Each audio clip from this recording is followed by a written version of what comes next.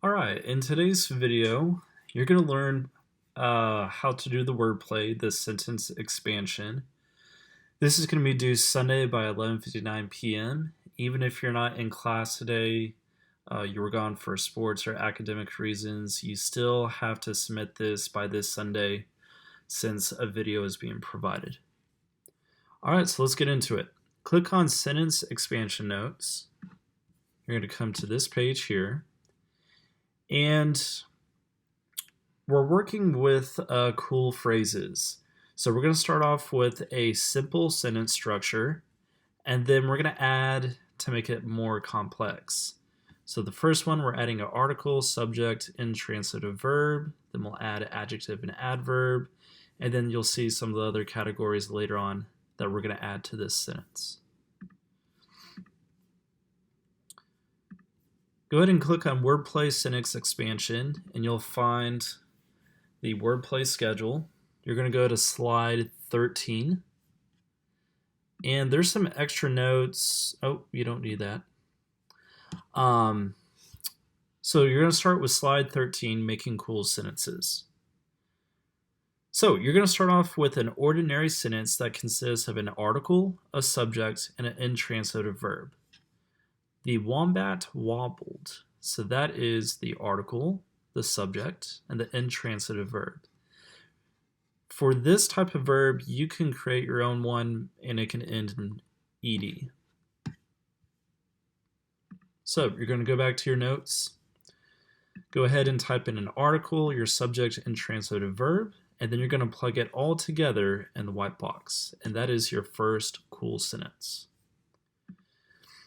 Next, we're going to add on to it. You're going to add an adjective and an adverb.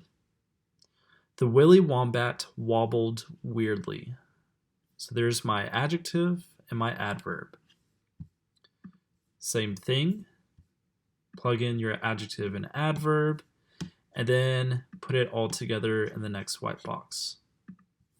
Moving on, you're going to go to prepositional phrases. So you'll need two of them. Here's mine. In the wilderness, the willy wombat wobbled weirdly toward the billabong. So you're going to plug in two prepositional phrases, one at the beginning, another at the end. And if you forgot what a prepositional phrase is, I would suggest going to Grammarly.com. This is a good, pretty up-to-date website.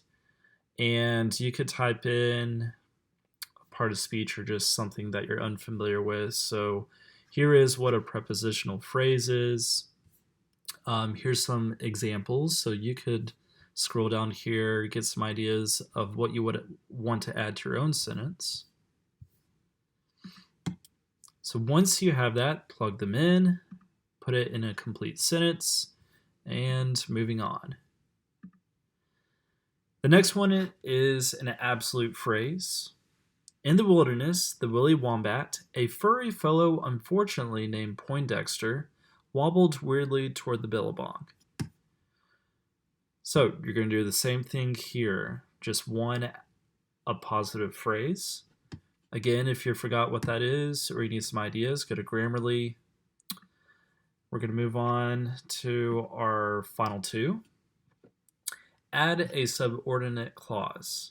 In the wilderness, the willy wombat, a furry fellow unfortunately named Poindexter, wobbled weirdly toward the billabong as the monsoon zoomed through the pale Australian sky. So same thing there. And then we're moving on to our last part, our absolute phrases. So add three absolute phrases. In the wilderness, the willy wombat, a furry fellow unfortunately named Poindexter, wobbled weirdly toward the billabong as the monsoon zoomed through the pale Australian sky, the winds whipping the waves, and the rain streaming down upon the parched land like confetti, the light fading into an ominous darkness. So here is our first one, our second, and third, and see how they're separated by commas. So this part I will go over briefly. An absolute phrase is generally made up of a noun or a pronoun with a participle phrase. So here's some examples. Its branches covered in icicles, the tall oak stood in our yard. So the part of it is that it modifies a whole sentence, not a single noun, which makes it different from a participial phrase. Here's another example. The tall oak, its branches covered in icicles, stood in our yard. So this is demonstrating there's different ways that you could format your absolute phrase in your sentence. So you can use that as a reference, or you can go to Grammarly to look up some examples. Once you've completed all the green boxes and the white boxes, then you're done. You're finished. Make sure you go back to this page, click submit. So if you don't finish in class today, just make sure you finish by the weekend, by Sunday, 11:59 p.m.